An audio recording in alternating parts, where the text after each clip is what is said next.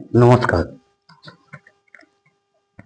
জয় তো হ্যানিম্যান, জয় হোমিওপ্যাথি। আজ আমি যে বিষয় নিয়ে আলোচনা করব, এই বিষয়টি হলো ইউরিক অ্যাসিড। বর্তমান সমাজে যদি দেখা যায়, প্রত্যেক পরিবারে একজনের না একজনের ইউরিক অ্যাসিডের রোগী পাওয়া যাবে। বয়স বাড়লেই আমাদের গাঁটে গাঁটে ব্যথা হয়। এই সমস্যা প্রায় প্রতি মানুষেরই। কারণ জানার জন্য চিকিৎসকের কাছে গেলে রক্ত পরীক্ষায় অনেক সময় ধরা পড়ে ইউরিক অ্যাসিডের বৃদ্ধি। তবে ইউরিক অ্যাসিডের রোগ কিন্তু এখন আর বয়স্কদের মধ্যেও সীমাবদ্ধ নয়, ইয়াং যুব সমাজের মধ্যেও এটা বিস্তার লাভ করেছে। এর কারণ হচ্ছে night duty, fast food, processed food এর বাড়বাড়ন্তর সঙ্গে সে এখন ছাড়ছে না জেন ওয়াইকেও। আর নেট স্যাভি আধুনিক প্রজন্মের কাছে ইন্টারনেট চিকিৎসকের বিকল্প। অথচ একথা জেনে রাখা একান্ত জরুরি যে প্রচলিত চিকিৎসায় ইউরিক অ্যাসিডের ব্যথা সাময়িক কমলেও সম্পূর্ণভাবে এটা আরোগ্য দুরাশা মাত্র। সারা জীবন ওষুধ খেতেই হয়। উপরন্ত ঠিকভাবে না বুঝে ইউরিক অ্যাসিডের ওষুধ খেলে মারাত্মক সাইড এফেক্ট, এমনকি মৃত্যু অবধি হতে পারে। হোমিওপ্যাথি বোধ হয় একমাত্র চিকিৎসা পদ্ধতি যা ইউরিক অ্যাসিডের সমস্যাকে চিরতরে নির্মূল করতে পারে। সারা জীবন ওষুধ খেতে হবে না, আর এর কোনো সাইড এফেক্টও আপনি ভোগ করবেন না। এখন কেন বাড়ে ইউরিক অ্যাসিড? না, আমাদের শরীরে কোষের মধ্যে ডিএনএ ও আরএনএ, এই ডিএনএ এর অন্যতম উপাদান হলো পিউরিন। কোনো কোষের মৃত্যু হলে এই পিউরিন ভেঙে তৈরি হয় ইউরিক অ্যাসিড, যা প্রস্রাবের মাধ্যমে শরীর থেকে বেরিয়ে যায়।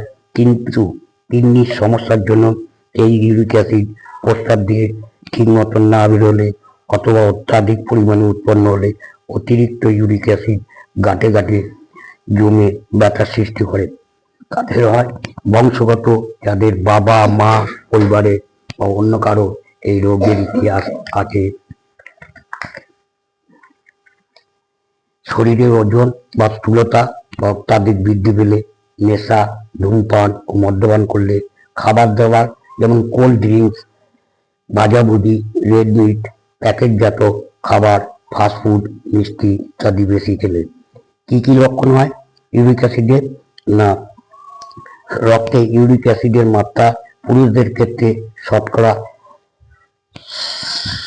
7 mg অর্থাৎ 7 মিলিগ্রাম প্রতি শতাংশের ক্ষেত্রে, এবং মহিলাদের ক্ষেত্রে শতকরা 6 মিলিগ্রাম বা 6 মিলিগ্রাম পর্যন্ত স্বাভাবিক। তবে যে সমস্ত মহিলার মাসিক বন্ধ হয়ে গেছে তাদের ক্ষেত্রে অবশ্য শতকরা 7 মিলিগ্রাম পর্যন্ত স্বাভাবিক মাত্রা।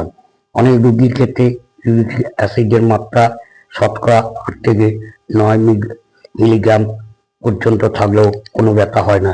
সেক্ষেত্রে চিকিৎসার বিশেষ প্রয়োজন নেই, রোগীর ডায়েট কন্ট্রোল করলেই ভালো থাকবেন। রক্তে ইউরিক অ্যাসিডের মাত্রা বেড়ে গাঁটে জমতে শুরু করলেই ব্যথা হবে।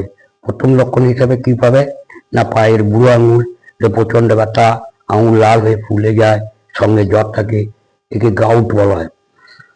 চিকিৎসায় প্রাথমিক ব্যথা সেরে গেলেও ইউরেটাসে জমে মাঝে মাঝে বিভিন্ন জয়েন্টে প্রচন্ড ব্যথা হয়। রোগ ক্রনিক হয়ে গেলে বুড়ো আঙুল ও জয়েন্টের আকার ফুলে গিয়ে বিকৃত হয়ে যায়, একে বলে গাউটপি। কিডনিতে ইউরেটাসে জমলে কিডনিতে পাথর সৃষ্টি হয়। তাই বারবার কিডনি স্টোন হলে রক্তে ইউরিক অ্যাসিডের মাত্রা নির্ণয় করে দেখে নেওয়া উচিত। আবার উচ্চমাত্রায় ইউরিক অ্যাসিডের সঙ্গে সুগার, হাই ব্লাড প্রেশার বা ইস্কেমিক হার্ট ডিজিজ থাকলে হার্ট অ্যাটাকের সম্ভাবনা অনেক বেড়ে যায়। খাবার দাবার কি করবেন? না, অবশ্যই ধূমপান, মদ্যপান, জাঙ্ক ফুড, রেড মিট ইত্যাদি যেগুলো ইউরিক অ্যাসিডের পরিমাণ বাড়ায় তা অবশ্যই বর্জন করতে হবে। আগে বলা তো যেসব সবজিতে বীজ আছে, যেমন টমেটো, ডাল, ঢেঁড়স, পুঁই শাক, পালং শাক ইত্যাদি খেলে ইউরিক অ্যাসিডের ব্যথা বাড়ে। আবার নতুন গবেষণায় দেখা গেছে এই ধারণা ভুল। বিজ্ঞানীদের মতে দুধ ও দুগ্ধজাত খাবারে যে প্রোটিন থাকে তা ইউরিক অ্যাসিডকে প্রশমিত করে বা দমন করতে সাহায্য করে। লেবুর ভিটামিন সিও ওই একই কাজ করে। তাই ইউরিক অ্যাসিডের সমস্যায় বেশি দুধ ও লেবু অর্থাৎ ভিটামিন সি জাতীয় খাবার খাওয়া উচিত। পাশাপাশি এই কথা মনে রাখতে হবে, চিকিৎসা বিজ্ঞানে অনেক তথ্যই নিয়ত পরিবর্তনশীল। আজ যেটা ঠিক কাল সেটা ভুল বলে প্রমাণিত হয়। তাই তত্ত্বের কথাবার্তানিতে না ঢুকে ব্যক্তিগত অভিজ্ঞতার উপর নির্ভর করাই ভালো। অর্থাৎ যার যা খাবারে ব্যথা বাড়ছে বা কমছে বলে অনুভব করবেন তিনি সেই অনুযায়ী খাদ্য গ্রহণ করবেন। আজ এই পর্যন্ত। আপনাদের সকলের সুস্থতা কামনা করে আজকে আমার এই ভিডিও শেষ করার আগে আপনাদের কাছে আবার অনুরোধ যে আমার এই ভিডিও বা এই আলোচনা যদি আপনাদের ভালো লাগে অবশ্যই আমার ফেসবুক পেজে ডক্টর অশোক কুমার চ্যাটার্জি জয়তু হ্যানিম্যান পেজে ও ইউটিউবে doctor Ashok Kumar Chatterjee DHM search করলে আমার এই লিঙ্ক পেয়ে যাবেন। আপনারা অবশ্যই এই চ্যানেলটি সাবস্ক্রাইব করবেন এবং নতুন নতুন বিশেষ ধরনের রোগের তথ্য জানুন, শিখুন এবং আপনারা সাবধানে থাকতে পারবেন। আজ আবার আপনাদের সামনে